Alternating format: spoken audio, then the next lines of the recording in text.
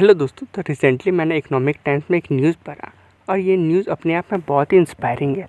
ये स्टोरी है अमलनेर की। तो अमलनेर एक बहुत छोटा सा गांव है जो महाराष्ट्र में है और वहाँ के लोगों के पास आज के समय में 3,000 करोड़ का विप्रो शेयर्स है। तो आप सोच सकते हैं कि एक छोटा सा गाँव जो महाराष्ट्र में है, वहाँ के लोगों ने इतना बड़ा वेल्थ क्रिएट किया।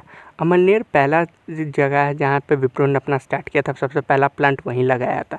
इसलिए अमलनेर के लोग विप्रो को पहले से जानते थे, तो उन्हें भरोसा था कि विप्रो एक बहुत बड़ा कंपनी बन सकता है।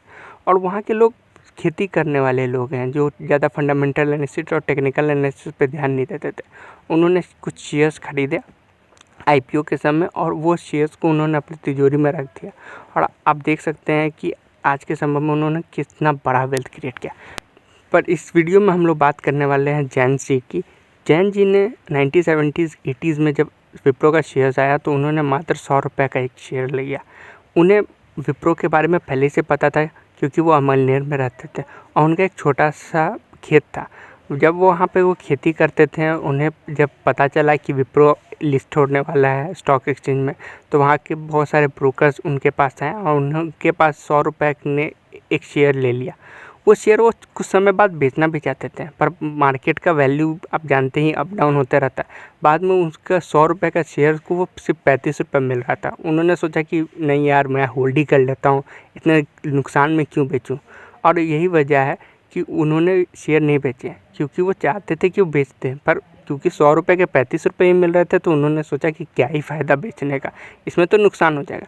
आज के समय वो उस 100 रुपये का शेयर का वैल्यू 5.5 करोड़ रुपये है। आप सोच सकते हैं कि 30-40 साल में वो 100 रुपये का वैल्यू 5.5 करोड़ रुपये हो गया। और आज भी जैन जी जिंदा हैं, 77 साल के, और अभी भी बहुत उसमें से शेयर्स उन्होंने स्टॉक किया हुआ है। कुछ शेयर्स उन्होंने बेचा ज़रूरत के अनुसार, जब उन्हें कुछ काम के लिए चाहिए होता था। इसके अलावा एक कमलेश कुरानी जी हैं, उन्होंने तो विप्रो के पैसे से अपना घर ही बना लिया, विप्रो के डिविडेंड्स और स्टॉक सेल से, और उस घर का ही नाम उन्होंने विप्रो रख दिया। तो आप सोच सकते हैं कि कितनी बड़ी बात है कि वहाँ के लोगों ने एक अजीम प्रेम जी पर भरोसा किया। उन्हें भरोसा था कि ये विप्रो को बहुत आगे तक ले जाएंगे और उन्होंने इस पर बहुत भरोसा रखा और वो भरोसा का उन्हें फ़ायदा मिला long term investment point of view से। इसके अलावा मोहम्मद अनवर अहमद की स्टोरी तो अपने आप में बहुत ही इंस्पायरिंग है, जिन्होंने उस समय 10,000 का इन्वेस्टमेंट किया था और आज उनका वर्थ 500 करोड़ से भी ऊपर है। ये इसके बारे में, यदि मोहम्मद अनवर अहमद जी के बारे में आपको जानना है तो इसके लिए मैंने एक स्पेशल वीडियोज़ बनाया, तो उसका लिंक मैं डिस्क्रिप्शन में दे दूँगा। आप सोच सकते हैं कि एक व्यक्ति जिनके पास 10,000 रुपया था, उन्होंने अजीम प्रेम जी के पिताजी के काम देखा था, उन्हें पता था कि ये कंपनी बड़ी हो सकती है और उन्होंने अपना 10,000 का इन्वेस्टमेंट कर दिया और आज के समय में वो ऑलमोस्ट हज़ारों करोड़ रुपए कमा चुके हैं। आप सोचिए, उनके पास उस समय सिर्फ 100 डिविडेंड्स हैं और आज के समय में स्टॉक बोनस और स्प्लिट होने की वजह से आज उनके पास 2.5 करोड़ शेयर्स हैं। तो विप्रो ने एक ऐसा लॉन्ग टर्म वेल्थ बना के दिया है जो आप समझ सकते हैं कि वहाँ के लोगों के लिए सपने की जैसा है। और वो सपना, और इसी के बारे में वॉरेन बफेट भी बोलते हैं कि पावर ऑफ कंपाउंडिंग बहुत ही कमाल का चीज़ है। आप जितना ज़्यादा आप उस पर देखेंगे, आप जितना ज़्यादा उस पर भरोसा करेंगे कंपनी पे, उतना ज़्यादा शेयर होल्डर्स के प्रॉफिट्स होता है।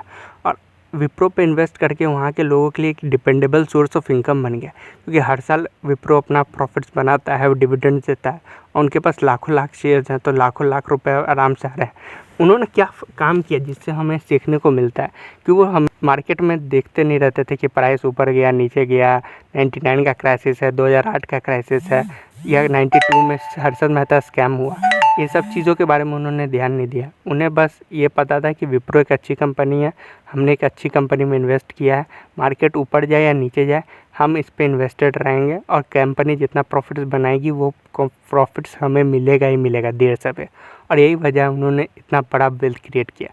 यदि आपको ये वीडियो पसंद आई तो वीडियो को ज़रूर लाइक करें और चैनल को ज़रूर सब्सक्राइब करें। अपना बहुमूल्य समय देने के लिए धन्यवाद। Thank you.